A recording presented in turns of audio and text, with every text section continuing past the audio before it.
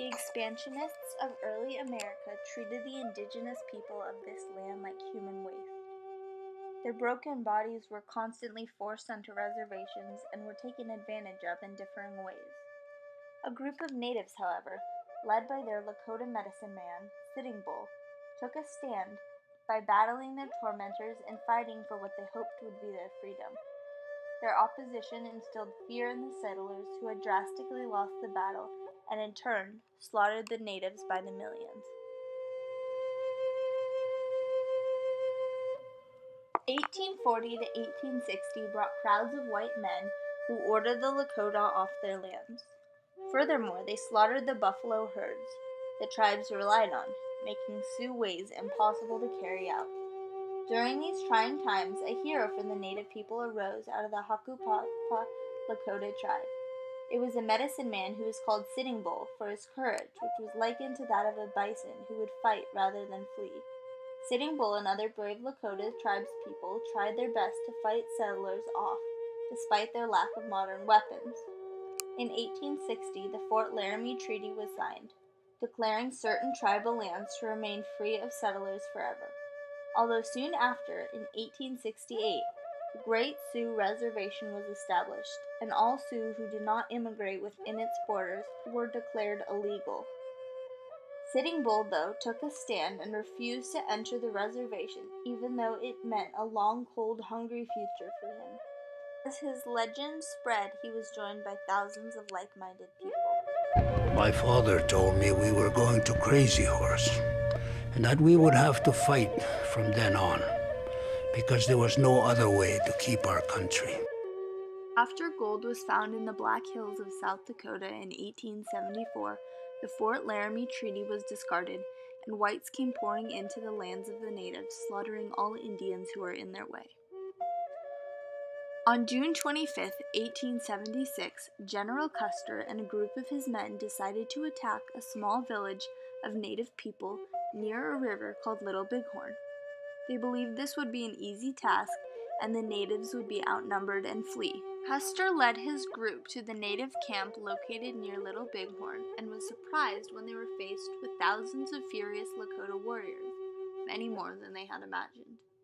The attack came suddenly, explained Lakota Chief Red Horse in his interview with PBS on the account of the battle. One of the women attracted my attention to a cloud of dust rising a short distance from the camp, he continued. I soon saw that the soldiers were charging the camp. The women and children were hurried out of the way, and with no time to group, the Sioux Indians mounted their horses to counterattack. The invaders began by setting fire to the lodges upriver. We then charged them, explained Red Horse. We drove the confused soldiers across the river, some of who drowned in the current, and up onto a hill where we surrounded them. We were told by a Sioux warrior that there was another group of soldiers who had surrounded the women and children, so we left to save them. We think the soldiers on the hill were out of ammunition because they did not charge us from behind.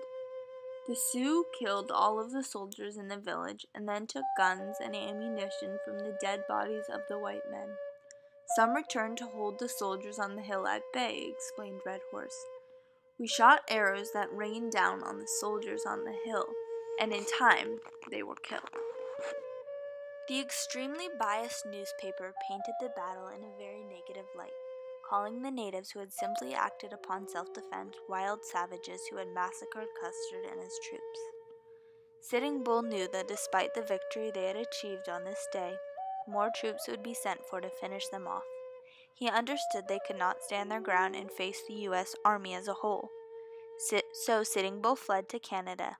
He gave his followers the choice to join him if they wished. Some of his troops decided to stand their ground and fight alongside another hero, Crazy Horse, but were outnumbered and surrendered in 1881. The battle's largest effect was the negative energy that surrounded the native people, causing many Americans to loathe them.